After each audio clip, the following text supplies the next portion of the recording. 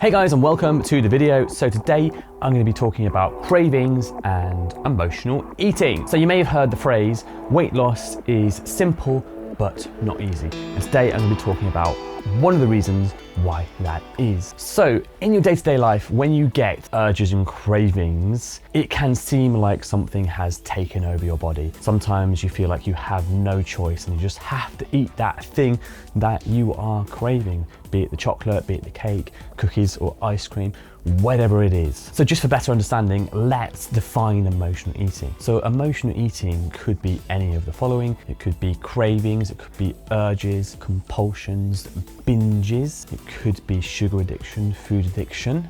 It could be calling yourself a chocoholic, saying you have a sweet tooth. It could even be picking or grazing at food throughout the day. And for some people as well, even boredom eating. So as you can see, there are lots of different labels, but they are all kind of the same thing. Basically, eating something nice to change the way you feel.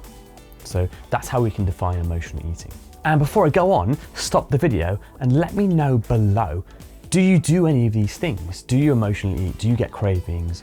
Are you a chocoholic? Which one is you? When I have my emotional eating problems, I always refer to them as cravings. So I'm sure you agree that you can have the best diet in the world, but if you are getting cravings and emotional eat, you're gonna end up eating things you didn't really want to eat, and then as a result, end up going backwards with your diet and your progress. And let's take a moment. If you haven't subscribed yet, you need to press that subscribe button so you get notifications when I do new videos, so you can learn as much as possible about emotional eating and weight loss. So one thing with emotional eating that a lot of people don't understand is that it has nothing to do with intelligence. It doesn't matter how intelligent you are because it's coming from a different part of your brain. It's coming from your survival brain, basically what we call the unconscious or subconscious mind. This is the primitive part of your brain that is basically looking out for you. That's why we call it survival brain. And it doesn't care about your goals and aspirations for the future. It cares about the now. It cares about keeping you safe and making sure you are okay now. An example of the survival brain in action is when you touch something hot and you pull your hand away, or you step out in front of a car and you jump backwards. You don't really think about these things. This is the survival brain kicking in and making you do something so you don't die. So it's not the logical part of the brain, which is complex thinking. It's the survival part of the brain, which is there, running in the background, looking out for you and making sure there are no threats to your survival. So when it makes you do things, you don't have to think about them. It's like something inside just takes over. And it can feel the same with emotional eating and cravings around food. So your survival brain learns through experimentation and repetition. So if you have accidentally taught it that food is a quick and easy way to change the way you feel, then it will use that. So if you're tired, stressed, overwhelmed, bored, or experiencing negative emotions, these are indicators of threat as far as your survival brain is concerned. So it wants to make you feel better and it will do what it knows. So what have you taught it? Food is a quick and easy way to change the way you feel. So it will use that. It's not going to use a more difficult and complex way. So some people will say, go for a walk or something like that takes effort, but your survival brain is all about the quickest and easiest way. So if you've taught it food, then it will use food. And remember, your survival brain cares about the now. There's no point in having a weight loss goal if you're not around to achieve it. So it cares about the present only.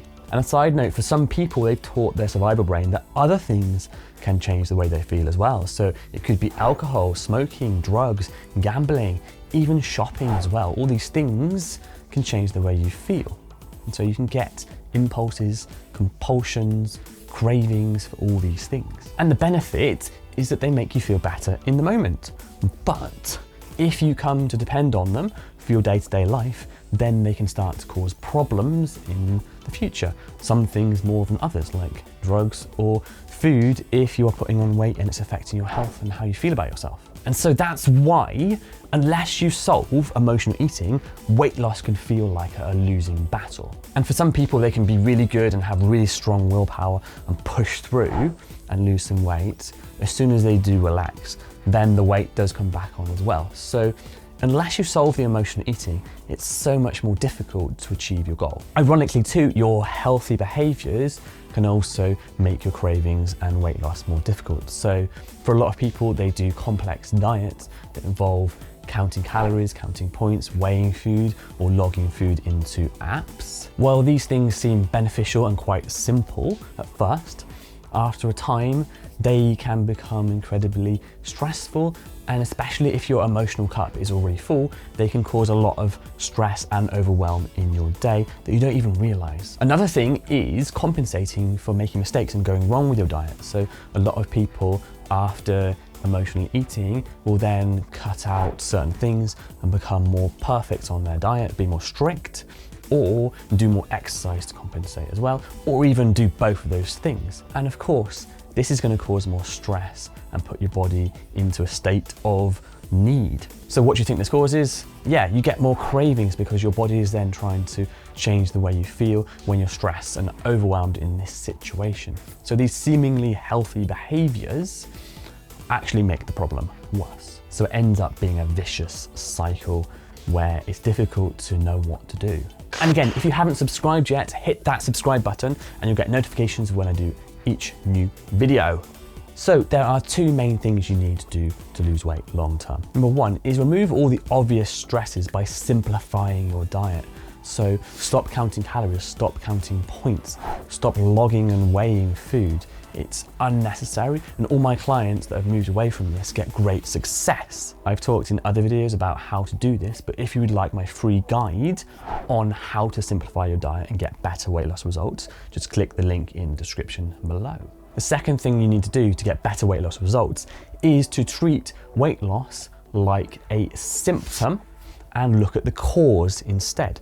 So if you went to a doctor, for example, with a broken leg, and they just gave you some painkillers for the pain, then the problem would probably never resolve itself. It'd probably get worse. You're probably walking on the broken leg, but you'd hide the pain and it maybe gives you temporary relief.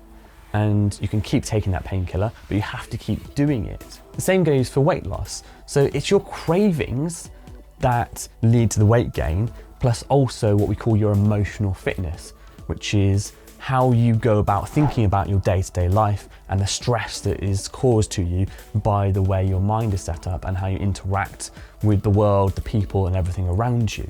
So that's a question for you. How much stress is there in your life? How much stress do you cause by the way you think about things? So you need to solve both these things to get better weight loss results.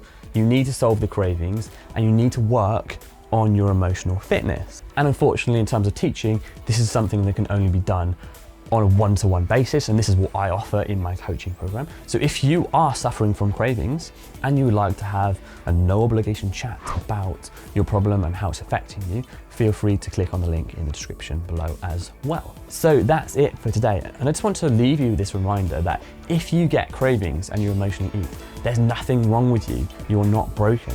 You've just accidentally taught the survival part of your brain that food is a quick and easy way to change the way you feel. And you just need to reprogram that part of the brain.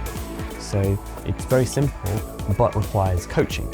So if you want to learn more about these things, subscribe below and I will see you in the next video.